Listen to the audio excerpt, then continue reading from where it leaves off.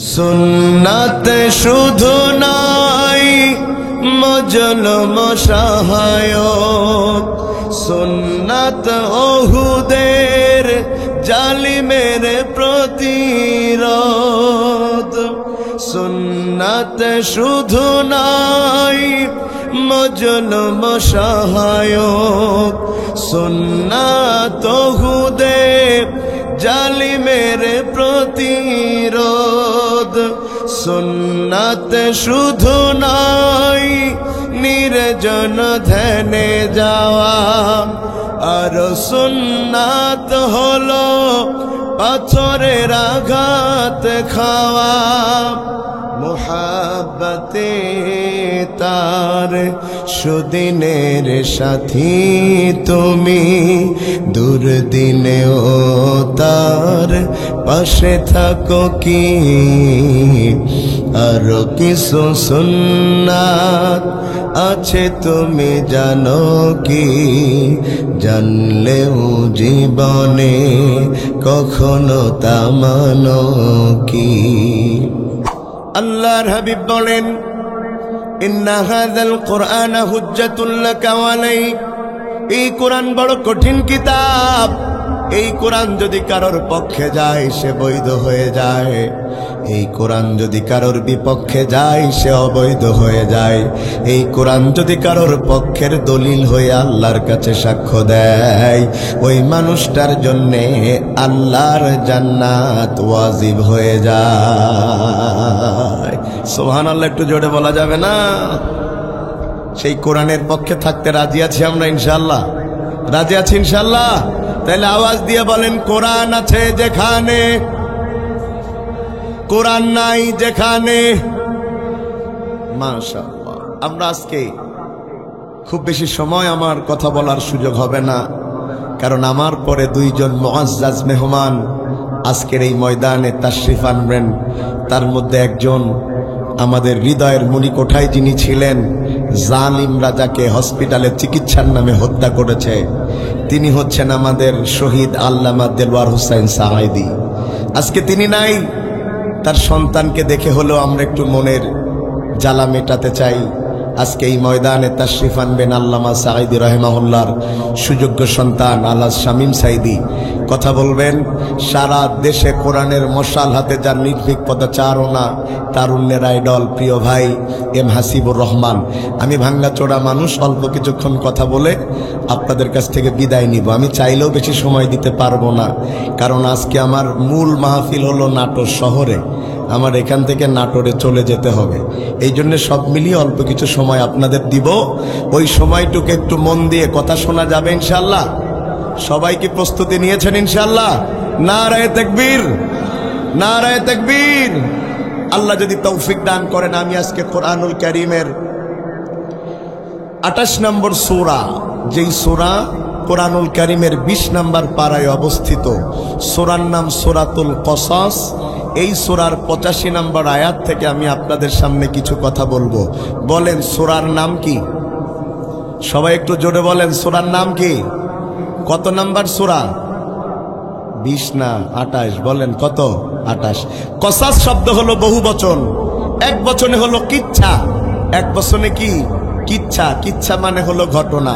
যেই সূরার মধ্যে আল্লাহ অনেক কিচ্ছা এক জায়গায় করেছেন, সেটাকে বলা হয় সূরাতুল কসাস। আমরা এখন আয়াতের অর্থটা জেনে নেই, তারপরে আলোচনার মধ্যে ঢুকে যাব।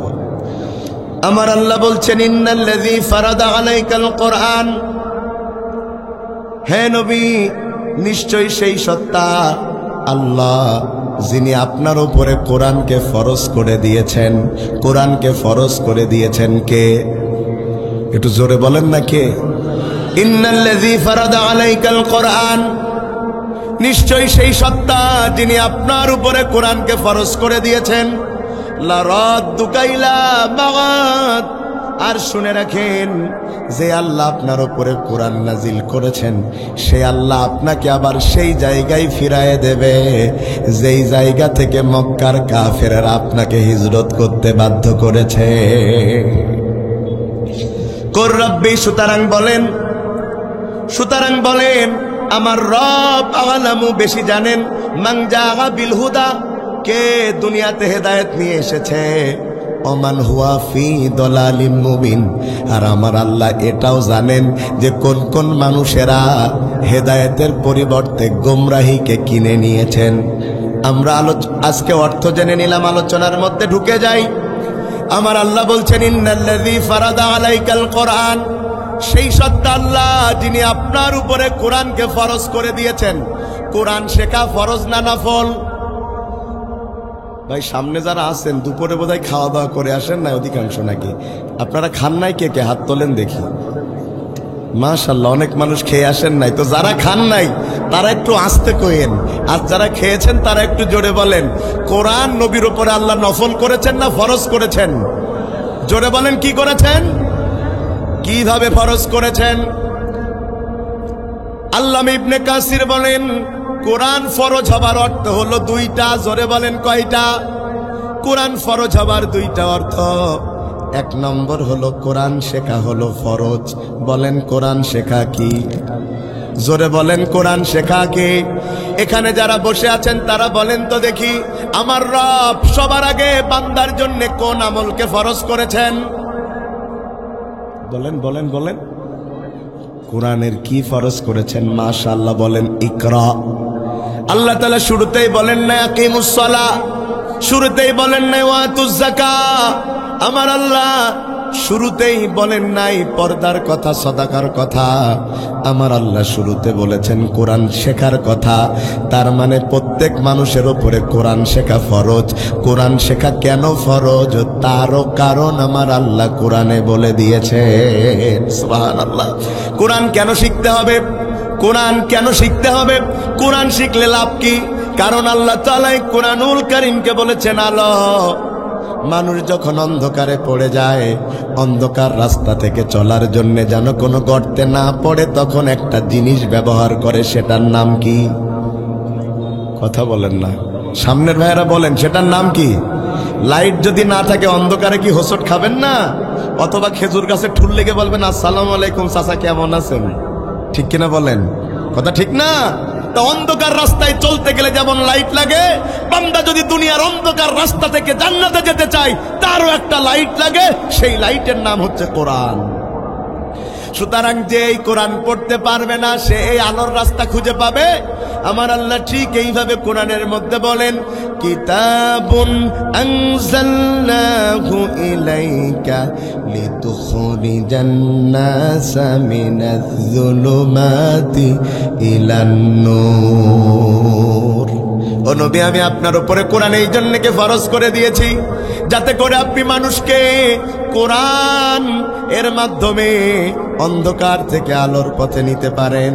তার মানে কোরআন জানে না যারা, হেদায়েতের রাস্তা খুঁজে পায় না তারা। জোরে বলেন ঠিক। অথচ দেখেন আমাদের দেশের শিক্ষা ব্যবস্থায় সব আছে, খালি কোরআন নাই। কথা বলছেন না কেন? আমাদের দেশের শিক্ষা ব্যবস্থায় সব আছে, খালি কি নাই? আর আমরা মাদ্রাসায় যেগুলো পড়ি, এমন কিছু নিয়ম নীতির উপরে আমাদের মাদ্রাসার শর্ট কোর্স শেষ করে দেয়া হয়।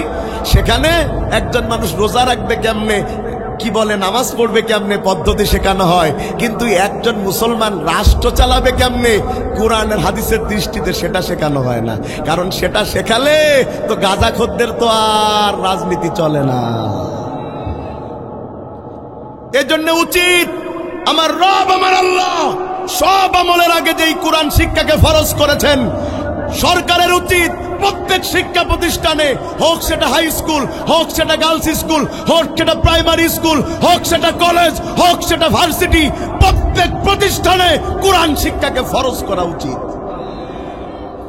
অথচ সব কিছুকে ফরজ করা হয়েছে, কোরআন শিক্ষাকে বাদ দেয়া হয়েছে। ঠিক কিনা বলেন? আমরা আশা করেছিলাম এবার আমরা আমাদের শিক্ষা পদ্ধতিতে নতুন করে আবার কোরআন হাদিসের অংশগুলো সাধারণ শিক্ষা ব্যবস্থায় পাবো। যদি এইবার পাই নাই, আগামীতে পাবো ইনশাআল্লাহ। তাইলে বলেন কোরআন শেখা কি? একটু জোরে বলেন না। এখন কোরআন হলো আলো, তো আলো দিতে গেলে কি সুইচ চাপা লাগে? কথা বলে না, সুইচ চাপা লাগে না? তা আপনি যে কোরআন দিয়ে আলো জ্বালাবেন, এর সুইচ হচ্ছে কোরআনের অর্থ জানা। কোরআনের অর্থ যে জানে না, সুইচ সে টিপতে জানে না, আর সুইচ যে চাপতে জানে না, ও আলো জ্বালাতে পারে না, ওই অন্ধকারের মধ্যে গর্তের মধ্যে পড়ে থাকে। তাইলে বলেন, কোরআনের যে আলো, এই আলোর সুইচ হচ্ছে কোরআনের অর্থ জানা। কি জানা? একটু জোরে বলেন না, কি জানা? আপনাদের আমলা বাজার দিয়ে টিওনো সাহেব যাচ্ছেন, দেখছে একজন ভিক্ষা করছে, মুরব্বী মানুষ। টিওনো সাহেব জিজ্ঞাসা করলেন, কি হয়েছে আপনার, ভিক্ষা করেন কেন, ছেলে মেয়ে নাই? বলছে, এই দুনিয়ায় আমার কেউ নাই, ভিক্ষা করে খাই। টিওনো সাহেব তার জন্য সমাজ কল্যাণ মন্ত্রণালয়ে আবেদন করলেন। সমাজ কল্যাণ মন্ত্রণালয় থেকে তার জন্য 5 লাখ টাকা বরাদ্দ দেয়া হলো এবং তার মোবাইল নাম্বারে ইংরেজিতে মেসেজ দেয়া হলো। এখন ভিক্ষুক তো আর ইংরেজি বোঝে না, কথা কি শুনতেছেন আপনারা? আবার 2 মাস পরে টিওনো সাহেব ওই রাস্তা দিয়েই যাচ্ছেন, দেখছেন ওই ভিক্ষুক তখনও ভিক্ষা করছে। বলছে, কি হলো তোমার, ভিক্ষা করছো কেন? তখন ভিক্ষুক বলছে, ভিক্ষা করবো না তা করবো কি, আমার দেখার কেউ নাই। কই, আমি তো তোমারে দেখলাম 5 লাখ টাকা তুমি পাও নাই। বলছে, কোনো টাকা পয়সা আমারে কেউ দেয় নাই। বলছে, তোমার মোবাইলটা দেখি। মোবাইলটা নিয়ে মেসেজ চেক করে দেখে 2 মাস আগে তার মেসেজ এসেছে 5 লক্ষ টাকা। কিন্তু 5 লক্ষ টাকা তার থাকার পরেও তার ভিক্ষা করে খাওয়া লাগছে। তার একটাই কারণ হচ্ছে, সে ইংরেজি জানে না। কথা বলছেন না কেন?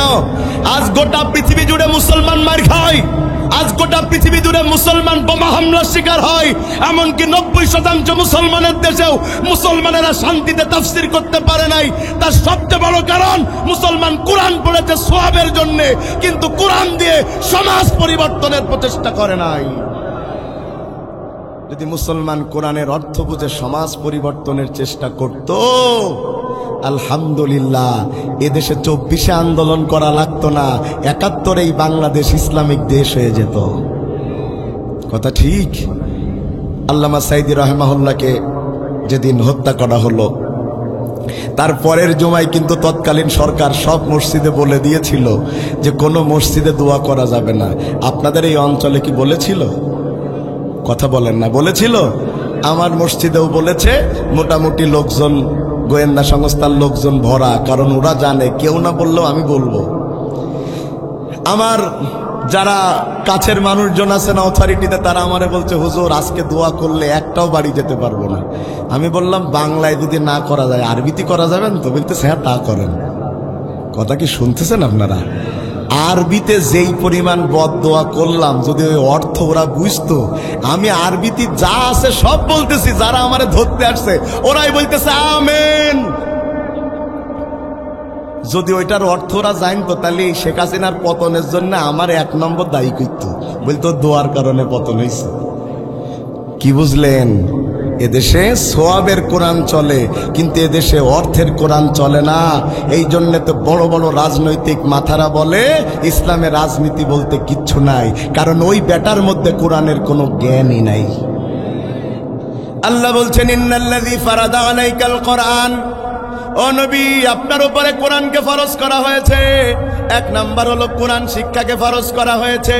2 নাম্বার অর্থ হলো, নবী, এই কোরআনের প্রচার প্রসার করা আপনার উপরে ফরজ করা হয়েছে। সুবহানাল্লাহ বলেন না?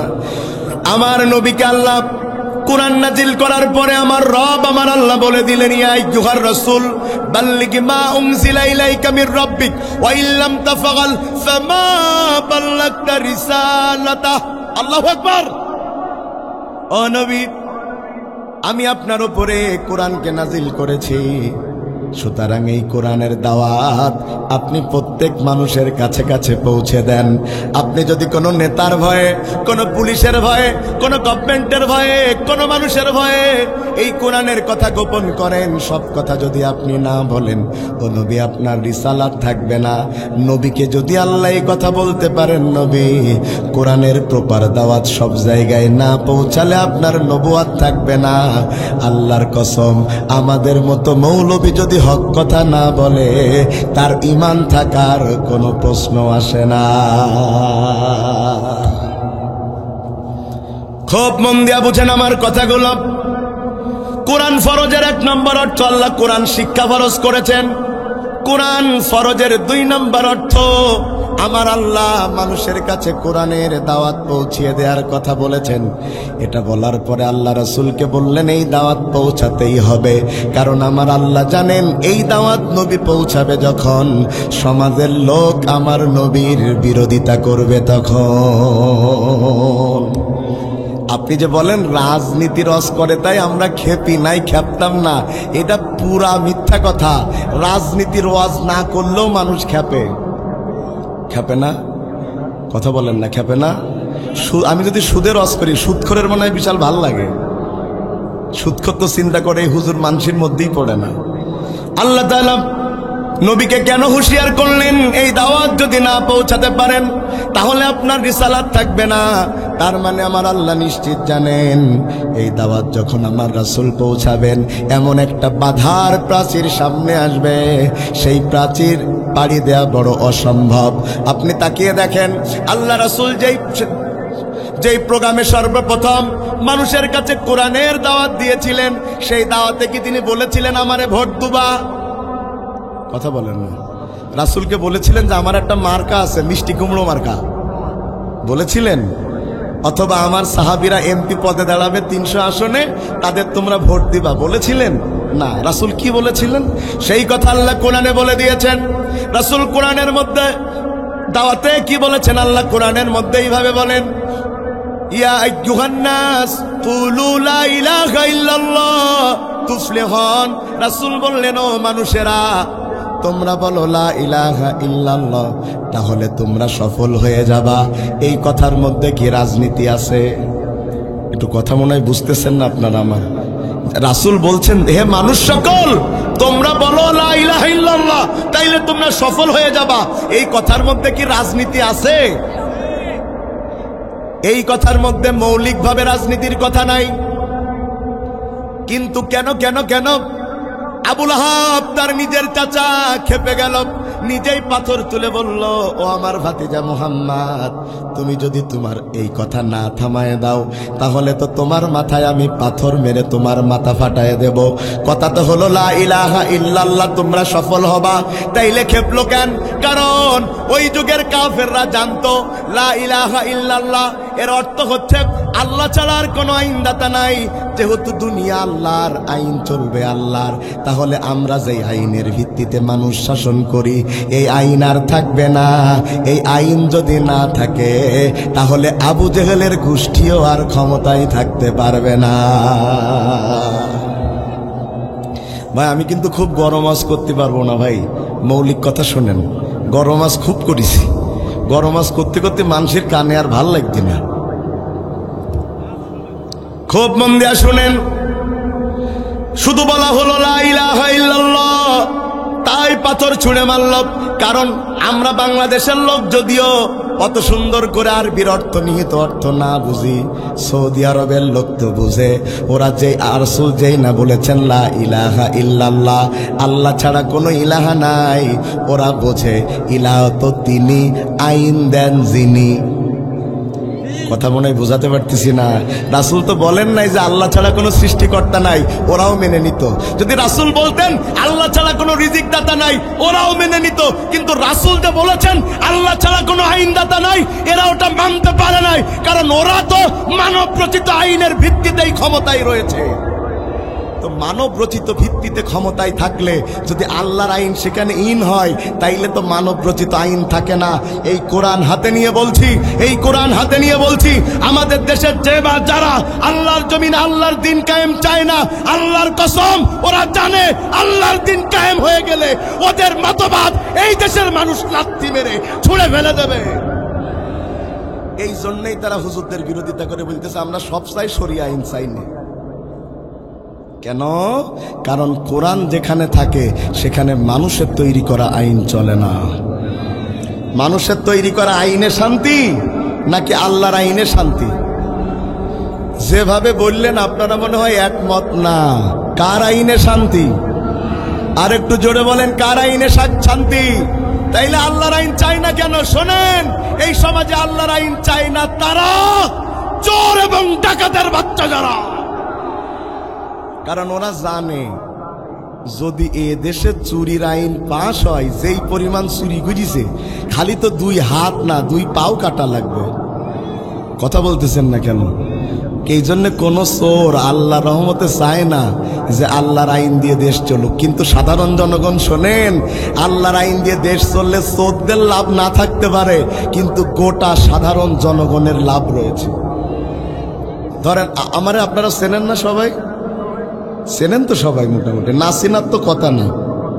বাড়ি আমার বেনাপোল, আমি অস করতে আইছি আমলাই, আমার 1 হাত কাটা। খেয়াল করতেছেন আপনারা? আমার 1 হাত কি? একটু জোরে বলেন।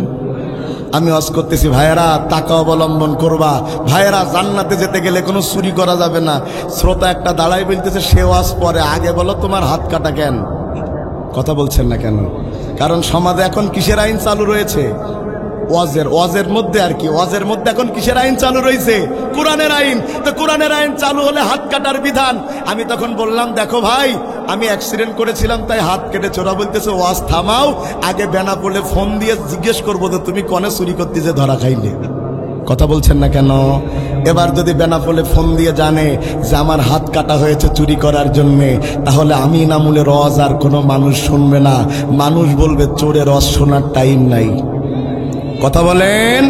আমি নিজের গায়ে নিলাম, যদি সমাজের মধ্যে কোন নেতা এইভাবে এসে বলে আমারে ভোট দিবা, আমি তোমাদের সুশাসন দেব, আমি তোমাদের জন্য যা ইচ্ছা তাই করব, তোমাদের কোনো অশান্তিতে রাখবো না। লোক বলে শান্তি পরে দিয়ান, আগে বলো তোমার হাত কই? কথা বলছেন না কেন? তা হাত নেই বলতেছে, আমি সানি কাটতে গেলাম। সানি বোঝেন তো আপনারা? আমাদের সারসায় তো সানি বলে। বিচলি কাটতে যে আমার হাত মেশিনের মধ্যে চলে গেল, তাই কেটে দেওয়ার লেগে। লোক বলতে অতটা গুড় আসছেন না, তুমি চেয়ারম্যানই দাঁড়াইছাও গুগায়, আর আমরা জানি না তুমি কত বড় সিটার। কথা বলছেন না কেন? চুরির জন্য হাত কাটা হলে কোন দুর্নীতি দমন কমিশন লাগবে না। এই হাত কাটা থেকে জনগণ বুঝবে এটা চোর, এটা ডাকাত, এটা দুর্নীতিবাজ। কোন দুর্নীতিবাজ জনগণের সামনে ভোট চাওয়ার ক্ষমতা দেখাবে না। এই জন্য কোন চোরেরা চাই না যে ইসলাম ক্ষমতায় যাক। আমি কি কথা বুঝাতে পারতেছি আপনাদের? ভাইয়েরা আমার, সে আল্লাহ বলছেন, নবী আপনি কোরআনের প্রচার করেন, কোরআনের প্রসার করেন, খবরদার কারো ভয়ে আপনি পিছপা হবেন না। কারণ ইমানদার যারা আল্লাহ ছাড়া কখনো কাউকে ভয় পায় না তারা। খুব মন দিয়া বুঝেন, এখন রাসূলের ওপরে যেটা ফরজ করলেন আল্লাহ, কোরআনের প্রচার প্রসার করা, ওই একই কাজ কি উম্মতের করা লাগবে না? জোরে বলেন লাগবে। কারণ রাসূল বলেছেন, বাল্লিগু আন্নী ওয়ালাউ আয়া, যদি আমার পক্ষ থেকে একটা আয়াত তোমরা জেনে থাকো সেটা মানুষের কাছে পৌঁছে দাও। সুতরাং দিনের কর্মী যারা জীবন থাকতে বিশ্রাম নেবে না, তারা সংগ্রাম করবে ততক্ষণ আল্লাহর কোরআন এই জমিনে বাস্তবায়ন না হবে যতক্ষণ। শহীদ আব্দুল মালেকের দিকে তাকান, তাকে হত্যা করা হয়েছে ওই 69-এর 15 আগস্টে ঢাকা বিশ্ববিদ্যালয়ে। এদেশে কোরআন শিক্ষার পক্ষে কথা বলার কারণে এত কষ্ট দিয়ে মানুষটাকে মারা হয়েছে। তার মাথা ওই পাথরের ওপরে দিয়া আর একটা পাথর দিয়ে থেতলো করা হয়েছে। তার শরীরগুলা রামদা দিয়ে কোপায়া কোপায়া শেষ করা হয়েছে।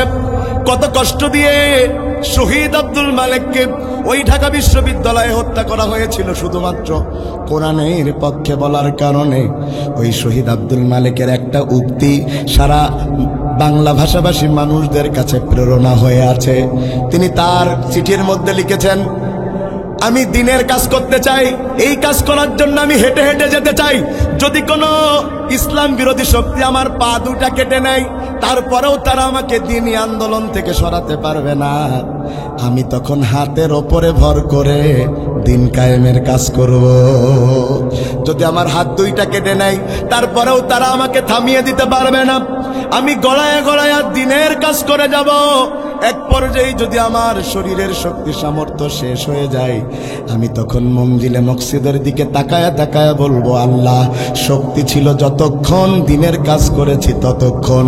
শহীদ আব্দুল মালেক শিক্ষা দিয়ে গিয়েছে, আমাদের উপরে দ্বীন কায়েম ফরজ নয়, কিন্তু দ্বীন কায়েমের চেষ্টা করা ফরজ। ঠিক কিনা বলেন?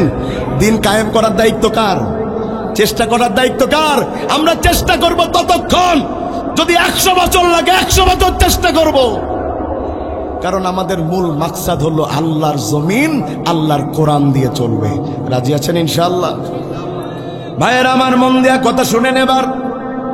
আল্লাহ জানেন এই কাজ করতে গেলে নবী বিপদে পড়বে, এই জন্য আগে থেকে আল্লাহ নবীকে জানিয়ে দিলেন, যদি এই কাজ আপনি পিছপা হয়ে যান আপনার রিসালাত থাকবে না।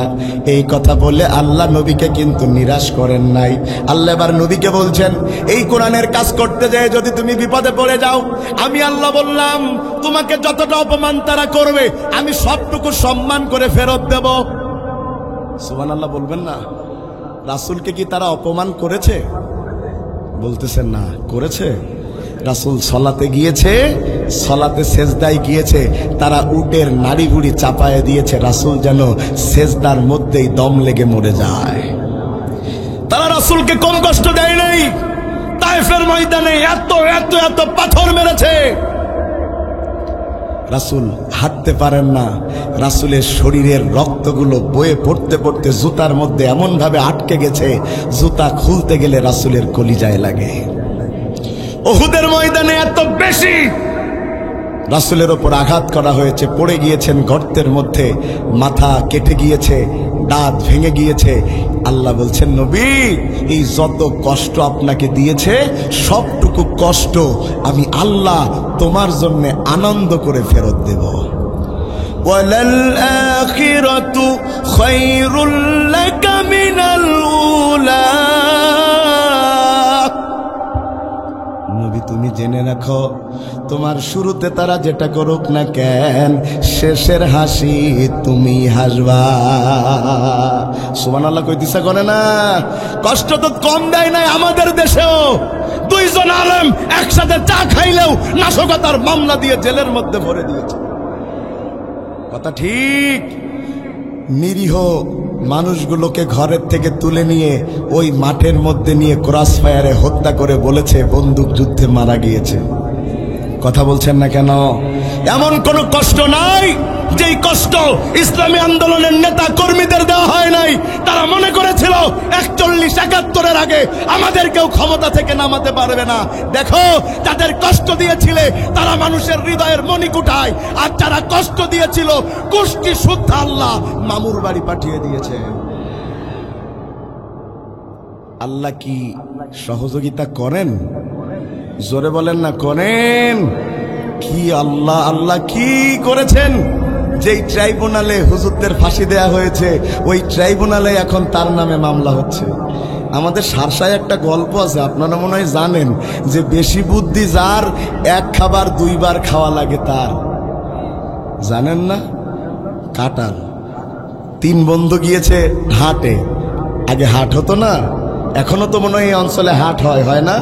হাটে গিয়েছে 3 জন বন্ধু। হাটে যাওয়ার পরে এর মধ্যে 2 জন বলল আমরা 3 জন মিলে কাঁঠাল কিনে খাই।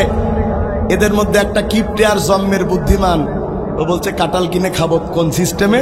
বলছে 3 জন সমান টাকা দিব, দিয়ে একটা কাঁঠাল কিনবো। বলছে তা হবে না, কেউ কম খাবে কেউ বেশি খাবে, আর টাকা সমান দেব।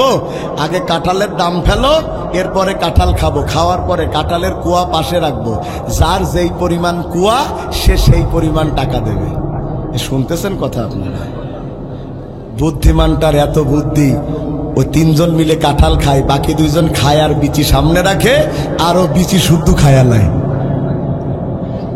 খাওয়া শেষে দেখছে একজনের সামনে 52টা, একজনের সামনে 57টা, আর একজনের সামনে মাত্র 3টি। বলছে তুই তো খালি হাঁসের মতন। গেল কেন? বলছে খাইছি, প্রমাণ দেখাও। কথা শুনতেছেন আপনারা? দেখা গেল নাই। বললো ওরা তো বললো তাহলে আমি 3টার দাম দিব। বাকি 2 বন্ধু বলছে 3টা তোর একটারও দাম দেওয়া লাগবে না, যা সর। বাকি 2 জন দাম দিয়ে চলে গেছে। এ তো আনন্দের চোটে হাসতে হাসতে বাড়ি গিয়ে বউরে বলছে বুদ্ধি থাকলে খাবো বেশি, টাকা দেব না। ও খেয়েছে মোট 75 পিস। কত পিস? 3টে সামনে, 72টা কোথায়? আনন্দের চোটে যেয়ে শুয়ে পড়েছে। বৃষ্টি শুরু হয়েছে, কায়দা রকম বৃষ্টি। হঠাৎ করে ওর পেটের মধ্যেও ডাকা শুরু করেছে। আকাশে বিদ্যুৎ ডাকে কড়কড়, ওর পেটের মধ্যে কাঁঠালের বিচি ডাকে ভড়ভড়। ও তো চরম বিপদে। বোর বলতেছে বদনান, বউ বলছে এত রাত্রে বদনা জীবনে যাও না, বলছে এত কথা বলিস না। বউ বদনা আনতে গেছে, ও তো আর ভাই অত সময় পায়নি। ও মোটামুটি বদনা আনার আগেই ঠিক ওই চাল সোজা করে ঝেড়ে দিচ্ছে। যা খাইলো আস্ত সব ওরকম আস্তই বের হইছে। কথা কি শুনতেছেন আপনারা?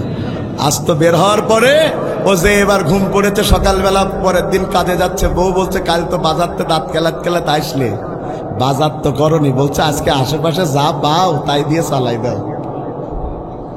আশেপাশে কি আছে, কি পাওয়া যায়? বউ ডানে যায় কিছু পায় না, বামে যায় কিছু পায় না। পিছনে যে দেখতেছে একেবারে 72 পিস কুয়া চকচক করতে আছে, কারণ পানিতে কুয়া বাদে বাকি সব ধুয়ে দৌড় মিটেছে। ভাইয়ের আমার, ও কুয়া বাড়ি নিয়ে আসলো, বিচি এনে খুব সুন্দর করে ধুয়ে টুয়ে মাখো মাখো ঝোল করে রান্না করলো। স্বামী বেচারা বাড়ি আসলে এসে বলতেছে বউ ভাত দে। কাঁঠালের বিচি রান্না দিয়ে ভাত দিয়েছে, ক্ষুধার চোটে তো আর মনে নাই। যখন 10-12 লোকমা ভাত খেয়ে প্রায় পেট ভরে যাবে যাবে ভাব, তখন হঠাৎ ওর মনে হলো কি ব্যাপার, কাঁঠালের বিচি যে বউ রান্না করলো, আমি তো 1 মাসের মধ্যে কাঁঠাল কিনি নাই, অথবা কোনো আত্মীয় স্বজনা তো দেয় নাই, কাঁঠাল পাইলো কোথায়? এ বউ, বউ বলতে কান্তি চাও কেন, চোখ মোটামোটা কি হই তোমার? বুঝছিস তুই কাঁঠালের বিচি পালি কনে, তাই আগে বল। বলতেছে আর বলো না, আল্লাহ যখন দেয় এইভাবেই দেয়। আল্লাহ, কেউ যখন কথা না শোনে আল্লাহ তো শোনে। কোথাও কিছু পাইনি, আজকে মনে হয় কিছু রান্না করতে পারবো না, চিন্তা করে পিছনে যেয়ে দেখলাম আল্লাহ আমাদের জন্য 72 পিস কুয়া রেডি করে রেখেছে। কথা শুনতেছেন আপনারা? স্বামী এবার গালে আঙুল দিয়ে বমি করার চেষ্টা করছে আর বলছে বউ জীবনে আর বেশি বুদ্ধি করব না। ও আল্লাহ, জীবনে আর বেশি বুদ্ধি করব না।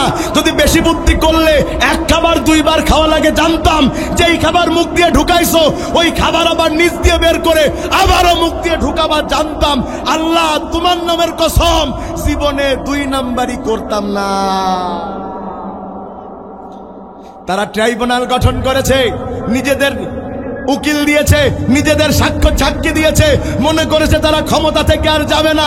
তারা যদি জানতো যে ট্রাইব্যুনালে নিজামীর ফাঁসি হয়েছে, মুজাহিদের ফাঁসি হয়েছে, সালাউদ্দিন কাদের চৌধুরীর ফাঁসি হয়েছে, একই ট্রাইব্যুনাল তারও ফাঁসি কার্যকর হবে, যে জীবনেও ট্রাইব্যুনাল গঠন করতো না।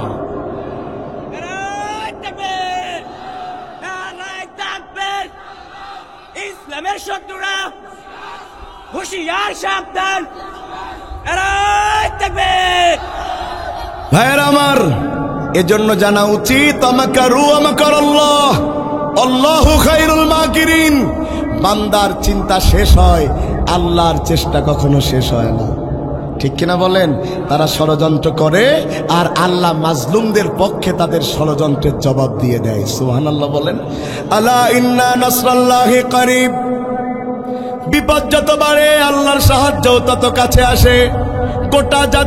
গোটা জাতি আন্দোলন করেছে, দফা 1, দাবি 1, স্বৈরাচারের পদত্যাগ। এর বাইরে কেউ একটু চিন্তা করে নাই, কিন্তু আল্লাহ মাজলুমদের এতটা সহযোগিতা করেছে। আল্লাহ খালি তার পদত্যাগ করায় নাই, গোষ্ঠী শুদ্ধা দেশ ত্যাগ করতে বাধ্য করেছে। ভাইয়েরা আমার, তাইলে আল্লাহ ভালো করেই জানেন যদি দিনের দাওয়াত দেওয়া হয় তাহলে বিপদে পড়বে। এই জন্য আল্লাহ নবীকে সান্ত্বনা দিচ্ছে, ও নবী শুনো, ও নবী শুনো, লা রাদ্দুকা ইলা মাআদ। তোমারে ওরা যেখানে যেখানে অপমান করবে সেখানে সেখানে সম্মান দিয়া আল্লাহ ফিরায় দেবে। সুবহানাল্লাহ বললেন না? এটার 2 নাম্বার অর্থ হলো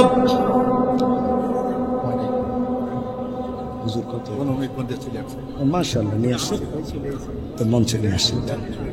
শুনুন একটা কথা বলবো, আমি তো নারায়ে তাকবীর, নারায়ে তাকবীর। 2 নাম্বার অর্থ লা রাদ্দুকা ইলা মাগাদ।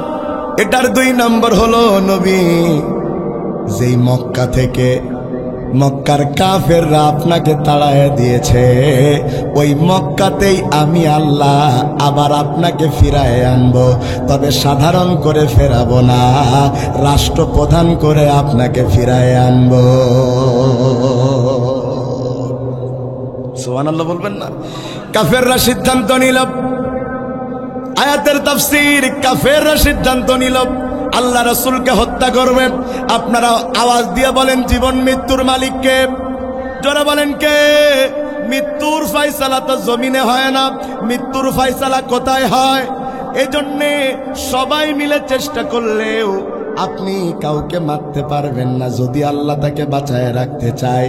আর আল্লাহ যদি কাউরে মারতে চায়, দুনিয়ার সবাই মিলে তারে বাঁচায় রাখতে পারবে না। কারণ আমার আল্লাহ বলেন, আল্লাযী খালাকাল মাউতা ওয়াল হায়াতা লিয়াবলুয়াকুম আইয়ুকুম আহসানু আমালা। আবার আওয়াজ দিয়ে বলেন জীবন মৃত্যুর মালিক কে? তারা সিদ্ধান্ত নিয়েছে রাসূলকে হত্যা করবে। রাসূলের ঘরের চারপাশে তারা ঘিরে ধরেছে। আল্লাহ তাআলা রাসূলকে জানিয়ে দিয়েছেন, নবী, চারপাশে আপনার ঘরকে তারা ঘিরে ধরেছে, সবার হাতে খোলা তরবারি, তারা আপনাকে হত্যা করবে। আপনি এখনই আপনার সাহাবী আবু বকরকে নিয়ে আপনি চলে যান মদিনার দিকে। আল্লাহ রাসূল বলছেন, যেহেতু আপনি জানাচ্ছেন চারপাশে তারা খোলা তরবারি নিয়ে দাঁড়িয়ে আছে, এখন তাহলে আমি কেমনে বের হব? জিবরাইল আমিন বলেন, ইয়া রাসূলুল্লাহ, ইয়া হাবিবাল্লাহ, আপনি শুধু হাতে এক মুষ্টি বালু নিয়ে একদিকে ছুঁড়ে দেন। রাসূল বালু ছুঁড়ে মারলেন আর প্রশ্ন করলেন, জিবরাইল, বালু ছুঁড়ে মারলাম একদিকে, কিন্তু লোক দাঁড়ায় আছে চারপাশে, সবার চোখে বালু যাবে কেমনে? আল্লাহ তাআলা বলেন, ওয়া মা রামাইতা ইয রামাইতা ওয়ালাকিন্নাল্লাহা রামা। ও নবী, খালি বালু মারার দায়িত্ব আপনার, আর সবার চোখে বালি পৌঁছে দেওয়ার দায়িত্ব আমি আল্লাহ। রাসূল বালু ছুড়লেন, সবার চোখে চোখে বালু চলে গেছে। সবাই যখন তাদের চোখ নিয়ে ব্যস্ত, ঠিক এই সময় রাসূল বের হয়ে যাচ্ছেন। তবে বের হয়ে যাওয়ার সময় নিজের মেয়ে জামাই হযরত আলীকে বলছেন, আলী রে, আমি এখন বের হয়ে যাব, আমি যেই জায়গায় ঘুমায়েছিলাম ওই জায়গায় তুমি ঘুমাবা। হযরত আলী ডাক দিয়ে বলছেন, ইয়া রাসূলুল্লাহ, হাবিবাল্লাহ, তার মানে হচ্ছে আপনার জায়গায় যদি আমি শুয়ে থাকি, ওরা আমাকে মুহাম্মদ মনে করে তো হত্যা করবে, কিন্তু আমার মনে কোনো দুঃখ নাই। আমি যদি এই মারা যাই এই সান্ত্বনা নিয়ে যে আমার জীবনের বিনিময়ে আল্লাহ রাসূলের জীবনকে বাঁচিয়েছেন, এর চাইতে বড় পুরস্কার আল্লাহর দুনিয়ায় আমার জন্য আর হতে পারে না। বন্ধুগণ আমার, আল্লাহ রাসূল বের হয়ে গেলেন, চলে গেলেন নিজের সাহাবী আবু বকরকে নিতে। আবু বকরের কাছে তিনি পৌঁছালেন, দরজায় একটাবার নক করলেন। নক করার সাথে সাথে হযরত আবু বকর রাদিয়াল্লাহু তাআলা আন দরজা খুলে দিলেন। রাসূল বললেন, আবু বকর, তুমি কি ঘুমাও নাই? আবু বকর বলছেন, ইয়া রাসূলুল্লাহ, ইয়া হাবিবাল্লাহ, যেদিন আপনি আমাকে জানিয়েছেন হয়তোবা আমাকে নিয়ে হিজরত করতে পারেন, সেই দিন থেকে আমি বিছানায় ঘুমাই না। কারণ আপনি যদি আমারে ডাকেন আমি উঠতে না পারি, শত্রুরা যদি আপনাকে ধরে ফেলে, এই কারণে যদি আপনার প্রাণ চলে যায় আমি দায়ী হয়ে যাব। এই জন্য যেদিন থেকে আপনি বলেছেন আমারে নিয়ে হিজরত করবেন, ওই দিন থেকে আমি আর বিছানায় ঘুমাই না, দরজায় পিঠ লাগায়া দাঁড়ায়া দাঁড়ায়া ঘুমাই। বন্ধুগণ আমার, হযরত আবু বকর রাদিয়াল্লাহু তাআলা বের হলেন। রাসূল সাল্লাল্লাহু আলাইহি সাল্লাম নিজের সাহাবীকে নিয়ে রওনা দিলেন। পথ দেখানোর দায়িত্ব নিয়েছে একজন ইহুদি গোলাম, পথ দেখিয়ে দেখিয়ে নিয়ে যাচ্ছে। এদিকে মক্কার কাফেররা তো পাগল হয়ে গেছে, যারে হত্যা করতে চাইলাম সে বের হলো কেমনে? আমরা তো চাই নাই সে বের হোক, সে তো বের হয়ে গেল। যদি কেউ মুহাম্মদ সাল্লাল্লাহু আলাইহি সাল্লামকে ধরে আনতে পারে জীবিত অথবা মৃত, তাকে এত বেশি পুরস্কার দেয়া হবে, 100 লাল ঘোড়া অথবা লাল উট দেয়া হবে। এটার বর্তমান দাম 100টা বিএমডব্লিউর চাইতেও বেশি। আল্লাহ রাসূল রওনা করলেন। যেতে যেতে যেতে যেতে কষ্ট হয়ে গেছে। গারে সাওরের মধ্যে নবী আমার আশ্রয় নিলেন। কাফেররাও পিছু যেতে যেতে গারে সাওরের কাছে পৌঁছে গেছে। তারা উপর দিয়ে যখন তরবারি আলগা তরবারি নিয়ে হেঁটে বেড়ায়, হযরত আবু বকর এটা দেখতে পাচ্ছেন। হযরত আবু বকর রাদিয়াল্লাহু তাআলা আন ওই সময় কাঁদছেন। রাসূল হযরত আবু বকরের উরুর উপরে পা দিয়ে ঘুমিয়েছিলেন। হযরত আবু বকরের চোখের পানি রাসূলের গায়ে পড়লো। আল্লাহ রাসূল ডাক দিয়ে কয়, আবু বকর কাঁদো কেন? কি হয়েছে? তোমার বাড়ির কথা মনে পড়ে গেছে নাকি? হযরত আবু বকর ডাক দিয়ে বলছেন, ইয়া রাসূলুল্লাহ, হাবিবাল্লাহ, যেদিন থেকে আল্লাহর পরে ঈমান এনেছি, আপনার পরে ঈমান এনেছি, সেদিন থেকে আপনি আর আল্লাহর চাইতে বেশি প্রিয় আমার আর কেউ নাই।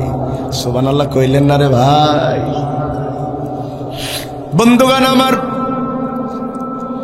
আবু বকর রাদিয়াল্লাহু তাআলা আনকে আল্লাহ রাসূল জিজ্ঞাসা করলেন, তাইলে কাঁদো কেন? ইয়া রাসূলুল্লাহ, কাফেররা আমাদের পর্যন্ত পৌঁছে গেছে। ওই দেখেন তাদের খোলা তরবারি দেখা যায়।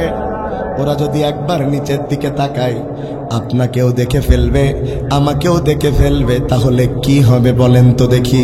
আল্লাহ রাসূল বললেন, কেন চিন্তা করো? বলে, আমরা মাত্র 2 জন, অতগুলো মানুষের সাথে কেমনে লড়াই করব? আল্লাহ রাসূল ডাক দিয়ে বলছেন, আবু বকর চিন্তা করো না, চিন্তা করো না। ইয ইয়াকুলু লিসাহিবিহি লা তাহজান ইন্নাল্লাহা মা'ানা। আবু বকর চিন্তা করো না রে আবু বকর, কারণ এই গুহার মধ্যে আমরা খালি 2 জন নই, আমাদের সাথে আর একজন আছেন, তিনি আমাদের আল্লাহ। আর আল্লাহ যার সাথে থাকেন, গোটা পৃথিবী তার পায়ে সেজদা দিতে বাধ্য। আল্লাহ যার সাথে থাকেন, মাশাআল্লাহ, আল্লাহ যার সাথে থাকেন, পৃথিবীর কোন শক্তি তাকে ধ্বংস করতে পারে? বিশ্বাস হয়? বিশ্বাস হয়? হাজার হাজার প্রশাসনের লোকেরা গুলি করেছে, আমি দেই ভাই নামলেই দিব। নারায়ে তাকবীর, নারায়ে তাকবীর। প্রধান বক্তার আগমন, হাসিব ভাইয়ের আগমন, শুভেচ্ছায় স্বাগত। নারায়ে তাকবীর। আল্লাহু আকবার। আমলাইবাসীর পক্ষ থেকে, গোলাপ শুভেচ্ছা। যুব সমাজের পক্ষ থেকে, গোলাপ শুভেচ্ছা। নারায়ে তাকবীর। আল্লাহু আকবার। হাসিব ভাইয়ের আগমন, শুভেচ্ছায় স্বাগত। শুভেচ্ছার স্বাগতম। হাসিব ভাইয়ের আগমন। যুব সমাজের পক্ষ থেকে, গোলাপ শুভেচ্ছা। আমলাইবাসীর পক্ষ থেকে, গোলাপ শুভেচ্ছা। শার্শাবাসীর পক্ষ থেকে, গোলাপ শুভেচ্ছা। নারায়ে তাকবীর। আল্লাহু আকবার। প্রিয় ভাইয়েরা, ভাই মঞ্চে আসতে আসতে আমি 2 মিনিটে কথাটা শেষ করি। কথা শুনছেন আপনারা? শুনছেন? আল্লাহ রাসূল সেখান থেকে এবার গেলেন মদিনায় ঢোকার আগ দিয়ে। সুরাকা নামে একজন, তার লোকজন সহ আল্লাহ রাসূলকে খোঁজ পেল কাফেররা। সুরাকার চোখ লোভে চকচক করতে লাগলো যে রাসূলের খোঁজ আমি পেয়েছি, এই অবস্থায় যদি রাসূলকে আমি ধরে নিয়ে যেতে পারি, তাইলে আবু জেহেল যেই পুরস্কার ঘোষণা করেছে, ওই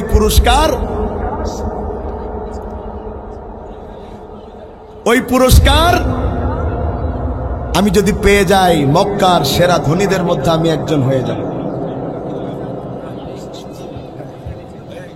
প্রিয় ভাইয়ার আমার, আমাদের সম্মানিত প্রধান মেহমান, আমার অত্যন্ত ভালোবাসার শ্রদ্ধার মানুষ, প্রিয় ভাই মাওলানা হাসিবুর রহমান সাহেব চলে এসেছেন। আমি এই থানারই সন্তান, আমার কথা নিয়মিতই আপনারা শুনেন। আজকে ভাইয়ের কথা শুনতে পারাটাই বেশি সুন্দর হবে, বরকতের হবে। এজন্য আমি আমার কথা টোটালি না বাড়ায়া আপনাদের কাছে দোয়া চেয়ে, প্রিয় হাসিব ভাই আজকে এত কষ্ট করে এত দূর এসেছেন আমাদের ডাকে সাড়া দিয়ে, ভাইকে ধন্যবাদ জানিয়ে আমি আমার অসমাপ্ত কথা এখানেই শেষ করছি। আসসালামু আলাইকুম ওয়া রাহমাতুল্লাহি ওয়া বারাকাতুহু। মাইক দাও ইমরান। এই তো মাইক।